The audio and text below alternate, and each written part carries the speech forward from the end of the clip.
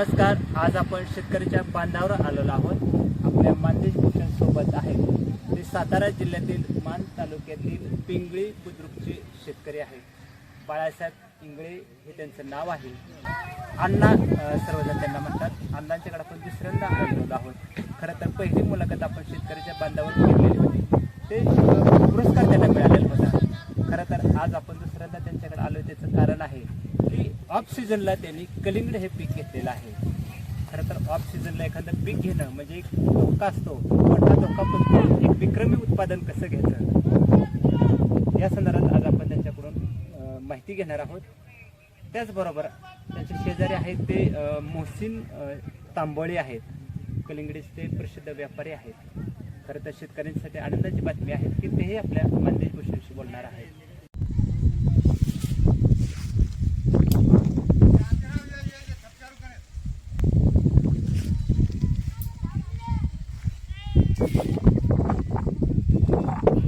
थेट आपण कलिंगडीच्या बागेमध्ये आलेलो आहोत. आपल्याला कलिंगडे बघायला मिळत आहेत. बाळासाहेब इंगळे अर्थात अण्णांनी अतिशय मेहनतीने असे ही त्यांची कलिंगडाची बाग फुलवलेली आहे. आपल्या मानदेश भूषणशी बोलताना त्यांनी ही कशी बाग मेहनतीने उभी केलेली आहे, कष्टाने उभी केलेली आहे तेही सांगितलेलं आहे. ट्रकमध्ये कलिंगडाचा माल भरताना खरं तर मजूर वर्ग मग्न झालेला आहे. पुन्हा एकदा आपण बाग बघतोय कशा पद्धतीने कलिंगडाची बाग लागलेली आहे. फळं आपल्याला दिसत आहेत. खरं तर 8 किलोपर्यंत ही फळं आपल्याला तयार झालेली पाहावयास मिळत आहेत. खरं तर आज बाग काढण्याचा शेवटचा दिवस होता आणि व्यापाऱ्यांनी पण आपल्या मानदेश भूषणशी खरं तर संवाद साधलेला आहे. थेट आपण बागेत फिरत आहोत. प्रत्यक्ष बाग आपल्याला शेतकऱ्यांना पाहावयास मिळत आहे. फळे आपल्याला खरं तर अतिशय दर्जेदार आलेले पाहावयास मिळत आहेत. आपण दृश्य पाहतोय ते बागेतील दृश्य आहे. ट्रकमध्ये माल भरताना खरं तर मजूर वर्ग मग्न झालेला आहे. एक चांगली बाग खरं तर शेतकऱ्यांना पाहावयास मिळालेली आहे. अण्णांशी बोलणार आहोत. अण्णा नमस्कार. तुमचं शेतकऱ्याच्या बांधावर या कार्यक्रमात पहिला प्रश्न आहे की ऑफ सीझन आहे तर एखादं पीक ऑफ सीझनला घ्यावं हा कसा मनात विचार आला? नाही, आता कसं आहे, मी तुम्हाला पहिलं सांगितलं की आधुनिक शेती आणि शेतीतून जर उत्पादन मिळवायचं असेल तर आपल्याला अशाच प्रकारे ऑफ सीझनला पिकं घेऊनच पैसे मिळवता येतील तरच शेतीत फायदा भरपूर मिळतो. नाही तर पारंपरिकमध्ये गेलं तर मिळणार नाही. त्यासाठी आपण नियोजनच तसं केलं पाहिजे की ज्यावेळी इतर लोकांचा बाजारपेठेमध्ये माल येत नाही त्यावेळी आपला आला पाहिजे आणि हे नियोजन करून मी कलिंगडाचं पीक घेतलं. बरं अण्णा, दुसरा प्रश्न असा आहे की ऑफ सीझन आहे पण कलिंगडच का निवडलं? दुसरं का एखादं पीक या आपल्या आता दिसतंय ते परिसरात ते का घेतलं नाही? हां, कलिंगडाचं वैशिष्ट्य असं आहे की ते एकूण 60 दिवसामध्ये तयार होतं. बरं, सगळ्यात कमी कालावधीमध्ये जास्त उत्पादन देणारं जर पीक बघितलं तर कलिंगडाकडे बघितलं जातं. त्यामुळं कलिंगड हेच शेतकऱ्याला कमी कालावधीमध्ये भरघोस उत्पादन देणारं पीक असतं. त्यामुळे आम्ही ते बरं. आता जे आपण ज्या कलिंगड्या शेतात उभं राहिलेलं ते किती एकर आहे? म्हणजे 1, 2, 3? हां, हा 2 एकराचा प्लॉट आहे. म्हणजे 1 एकर ह्या बाजूला आहे, त्या बाजूला 2 एकराचं प्लॉट आहे. ते आता जे व्यापारी माल घेऊन चाललेले आहेत आपल्याला दिसत आहे त्या बाजूला एक ट्रक उभा राहिलेला आहे. माल ट्रकमध्ये घेऊन आहे. हां, आणि दुसऱ्या बाजूला आपल्याला एक ट्रक दिसत आहे जिथे व्यापारी माल घेऊन चाललेला आहे. माल खरं परिपक्व झालेला आहे. पण आता खरं तर शेतकऱ्यांसाठी पहिला प्रश्न आहे की हे तुम्ही 2 एकराचं कलिंगड घेतलेलं आहे तर त्याची मशागत कशी केली आणि लागवड म्हणतो आपण कलिंगडाची ती कशी केली आणि पिकं ज्याला काय म्हणतो आपण एक वेगवेगळ्या जाती असतात कलिंगडाची ते कसं तुम्ही नियोजन केलं? ते काय आहे, सुरुवातीला मेहनत तर सगळी करावं लागते. नांगरट रोटर वगैरे झालं की 6 फुटावरती बेड सोडलेली आहे. बरं, 6 फुटावरती बेड सोडलं आणि 2 बाय झिगझॅगमध्ये 2 फुटावरती बियाण्याची लागवड असते. कुठलं बी पहिल्यांदा होतं? सिम्बा सिजेंटाचं सिम्बा व्हरायटी. Simba variety? हां, सिम्बा व्हरायटी. आणि बेसल डोस भरताना DAP, MOP, मायक्रोन्यूट्रिएंट्स वगैरे त्यात सेंद्रिय खत, निमोळतेन आणि फरफेरासारखं कीटकनाशक असेल किंवा इजेंटा अल्ट्रा असेल असं कीटकनाशक त्यामध्ये बेसल डोसमध्ये टाकावं लागतं. म्हणजे पहिल्यांदा दिलं हां, का? बेड सोडताना बेड तयार केल्यानंतर पेपर मल्चिंग पेपर हातरायच्या अगोदर त्याच्या वगैरे सर्व केलं तर किती दिवसात ते उगवून आलं आणि पेपर हाताळल्यानंतर लागवड केली, बेड पूर्णपणे भिजवून घेतली आणि पेपर हाताळून लागवड केल्यानंतर साधारण 7-8 दिवसामध्ये सगळं उगवून आलं. बरं, आता एक सांगा, ज्यावेळेला हे ग्रोथ वाढत जाते किडीकडे वाढत जाते, तसं रोग वगैरे कुठला आहे का, पडला तर कसं करणार? पडतो ना, रोग पडतो, ट्रिप्स असते, शेंडा चालत नाही, करपा असतो, त्यासाठी बुरशीनाशक वापरावं लागतं किंवा चांगली व्हेजिटेटिव्ह ग्रोथ होण्यासाठी आपल्याला टॉनिक वापरावं लागतं.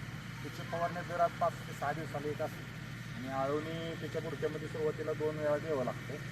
त्याच्यानंतर मग दर 8 दिवसाला वॉटर सोल्युबल सुरुवातीला 12-1 असेल, तर 13-40 असेल, शेवटी पोटॅशियम सोनाईट असेल, अशा ग्रेड पुढे सोडत जावं लागतं. बरं, आता एक सांगा अण्णा, आता ह्या 2 एकरामध्ये तुम्हाला किती वाटतोय की माल विक्रमी निघेल?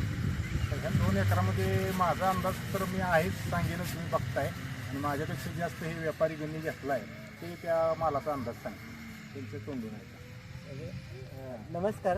नमस्कार. आता एक सांगा, तुमचं खरं तर नाव मगाशी मी प्रेक्षकांना सांगितलेलं आहे, पण आज अण्णांच्याकडे तुम्ही आलेला आहे, माल तुम्ही बघितलेला आहे, माल बघितल्यानंतर काय वाटलं तुम्हाला? माल एकदम उत्तम क्वालिटीचा माल आहे यांचा. बरं, माल आता तर ह्या सीझनला असं की हाफ सीझनला एवढी साईज होतच नाही. आता 7 ते 8 किलोपर्यंत साईज आहे यांची. अवरेजली काढलं तर 3 किलोपासून प्लस आहे. आता 3 किलोपासून प्लस. हा, शेवटचं किती बसेल? शेवटचं 8 किलो आम्ही वजन केलं, 8 किलो 100 ग्रॅम फळ भरलं.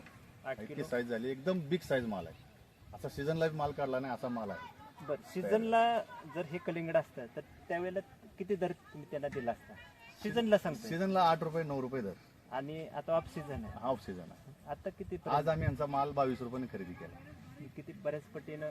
जास्त पटीने, एकदम जास्त पटीनं 22 रुपयाने माल आता खरेदी केला. बरं, 3 पट. आता एक सांगा, खरं तर तुम्ही अनेक शेतकऱ्यांना बघितलेलं आहे, भेटलेलं आहे आणि माल खरेदी करत आहात, त्यावेळेला तुम्ही काय शेतकऱ्यांना आव्हान करताल की बाबा माल खरेदी करताना तुम्हाला काही वेळेला सुचवता अशा पद्धतीला, ते कसं सांगताल शेतकऱ्यांना?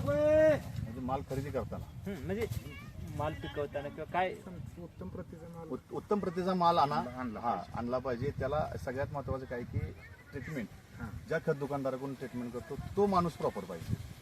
त्यांनी जर व्यवस्थित मार्गदर्शन केलं की माल पाहिजे असा माल बघू शकतो. आता ह्यांचं काय, अण्णांचं स्वतःचं दुकानच आहे, ते बाकीच्या शेतकऱ्यांना पण हे मार्गदर्शन करतात आणि स्वतःचाच प्लॉट असल्यामुळे तर काय अतिउत्तमच आहे. बाकीचे ह्यांच्या अंडरमधले आम्ही प्लॉट काढले तर सगळे माल रिझल्ट आहे त्यांचे. बरं, विक्रीसाठी काही अडचणी येतात तर अशा शेतकऱ्यांना काय सांगतात कलिंगडीच्या संदर्भात? हा, संपर्कामुळे काही अडचण येत नाही तशी. हा, आमचा सांगा तुमचा संपर्क नंबर सांगा. हा, माझा नंबर आहे, मोबाईल नंबर 9673 953 999, सरकार फ्रुट्स कडेगाव. आम्ही माल खरेदी करताना कुठलाही माल कुठलाही ऋतू असू दे 12 महिने आम्ही माल खरेदी करतो. शेतकरी आमचे काही कॉन्टॅक्टमध्ये असतील, ज्या शेतकऱ्याचा कॉन्टॅक्ट असतो त्यांचा माल आम्ही 12 महिन्यात उभ्या पावसात माल येऊ दे तरी आम्ही खरेदी करतोच माल. दर डाऊन असो, दर जास्त असो, काही असू दे, माल नेण्याची जबाबदारी आमची. माल आता किती निघाला आता तुमचा average? आता आमचा ॲव्हरेज असा आहे की 40 टनाला माल वाढेल, पण 40 टन धरून चाला. ह्या 2 गाड्या आहेत, आता उद्या अजून 2 गाड्या काढायला लागणार आहेत माल. 1 नंबरचा माल 2 किलोपासून पुढे, आणि 2 नंबरचा माल निघेल 5 ते 6 टन माल निघेल 2 नंबरचा. म्हणजे त्यांचं 40 ते 45 टन माल निघेल टोटल दोन्ही मिळून. 40 ते 45 1 नंबर आणि 2 नंबर दोन्ही ग्रेड धरून. दोन्ही धरून 1 साधारण नंबरची ग्रेड 35 टन निघेल साधारण, अंदाजे साधारण. आणि त्याच्यावर काय 10 टन निघेल ते हा, 2 2 नंबर. नंबर. 1-2 नंबर मध्ये सगळ्यात जास्त हायस्ट आपल्याला 1 नंबर. 1 नंबर. अण्णा एक सांगा, खरं तर एखाद्या शेतकऱ्याला कलिंगडच पीक घ्यायचं असेल आणि ऑफ सीझन मध्ये घ्यायचं असेल तर त्यांना मार्गदर्शन करावंच लागणार आहे तुम्हाला. हो, 100%. पण तुमचा जे अनेक शेतकऱ्यांनी, खरं तर मी आनंदाने सांगतो, अनेक शेतकऱ्यांनी ज्या वेळेला माझे व्हिडिओ बघितले शेतकऱ्यांच्या बांधावरून, त्यावेळेला आम्हाला एक सूचना आली की शेतकऱ्याचे नंबर खरं तर सांगायचे. तर खरं तर शेतकऱ्याच्या आव्हानाला आपण सांगायचं तर मोबाईल नंबर त्या नंबरच सांगा शेतकऱ्यांना. माझा नंबर आहे 88 068 40 5. या नंबरवर कधीही कॉल करा, कुठल्याही मार्गदर्शनासाठी कोणत्याही वेळेला करा, कुठल्याही शेतकऱ्यांनी करा. कलिंगडच्या बाबतीत लागणीपासून काढणीपर्यंत माल पूर्ण तयार होईपर्यंत मी मोफत मार्गदर्शन कुठल्याही शेतकऱ्याला द्यायला तयार आहे. फक्त मला कधीही कॉल करा. धन्यवाद. खरं शेठजी, तुम्हाला खरं तर मगाशी जाता जाता प्रश्न विचारायचं विसरलं होतं. खरं तर तुम्ही माल खरेदी शेतकऱ्यांच्याकडून येता आणि शेतकऱ्यांना प्रश्न पडतो की तुमचा हा सांगली किंवा कडेगाव पुरता मर्यादित तुम्ही वापरता, म्हणजे विकता का तिथं. अन्य ठिकाणी तुम्ही शेतकऱ्याकडून घेतलेला माल पाठवता? आमचा माल गोवा, मुंबई, सुरत, अहमदाबाद आणि दिल्ली ह्या मार्केटला ह्यांचा माल 4 ठिकाणी जाणार आहे. गोव्याला जाणार आहे, मुंबईला जाणार आहे, सुरतला जाणार आहे आणि अहमदाबादला जाणार आहे. म्हणजे आमची माणदेशी कलिंगड हां. हे गुजरात त्या हा, भागात- परराज्यात जाणार. परराज्यात जाणार. परराज्यात जाणार. हो आणि तिकडच्या लोकांना खायला मिळणार. धन्यवाद. आणि- मला खरं तर सर्व शेतकऱ्यांना एक उत्सुकता लागून राहिलेली असते. ती उत्सुकता अशी असते की आज तुम्ही 2 एकरात कलिंगड घेतलेला आहे. त्याचं उत्पन्न तुम्ही साधारण 45 टनापर्यंत नेलेलं आहे. तर शेटजींनी पण सांगितलं की किती दर देणार आहे. हां. पण प्रश्नच असा शेतकऱ्यांना पडतो की ह्या 2 एकराला तुम्हाला खर्च किती आला अंदाजे हां कसं वजा असतं? करून उत्पन्न? काय होतं खर्च करताना थोडं थोडं एकरी जर हिसाब सांगितला तर एकरी 60,000पासून 1 लाखापर्यंत लोक खर्च करतात. आपला एकरी खर्च फक्त 70,000 रुपये आहे पर एकर, म्हणजे 2 एकराचा 1,40,000. तो थोडा कमी जरी एखाद्या शेतकऱ्याला वाटतो तर तो याच्यासाठी आहे की ती बियाची लागण आहे, रोपाची लागण नव्हती. त्याच्यामुळे तो एक खर्च वाचतो, त्यात मजुरी वाचते, रोपाचे पैसे वाचतात. तर बिया असल्यामुळे तिथंच एक 10-15-20,000 रुपये आमची कमी आहे. परत म्हणजे काय म्हणजे मल्चिंग पेपर हां वापरतात. तो सगळ्यालाच वापरायला लागतो. त्याच्यामुळे तो 70,000 रुपये पर एकर, 2 एकराचे 1,40,000 बनवून 60 दिवसासाठी. 60 दिवसासाठी हां काढणीपर्यंत 1,40,000. धन्यवाद. आता शेटजी एक सांगा, खरं तर 1,40,000 ह्यांचा अंदाजे खर्च आलेला आहे. तर ह्यांना किती उत्पन्न सगळे मिळणार? आता यांचा माल 35 टन 1 नंबरमध्ये मिळाला माल. आता 7.5 ते 8 लाख रुपये 1 नंबरच्या मालाचे बनते. 35-37 टन काय बरेल नाही. 2 नंबर मालाचे 50,000 ते 60,000 रुपये बनते. ॲव्हरेज यांचं काढले तर 8 ते 8.5 लाख रुपये यांच्या प्लॉटचे, दोन्ही प्लॉटचे होते. दोन्ही plot. दोन्ही प्लॉटचे. आता आपला प्लॉट काढणी चालू आहे. अंदाज येत नाही 1 टनभर 2 टन वाढेलच, म्हणजे 8 ते 8.5 लाख रुपये होतील यांचे. धन्यवाद. खरं तर आणलेले आहेत. ऑड सीझनमध्ये कसं पीक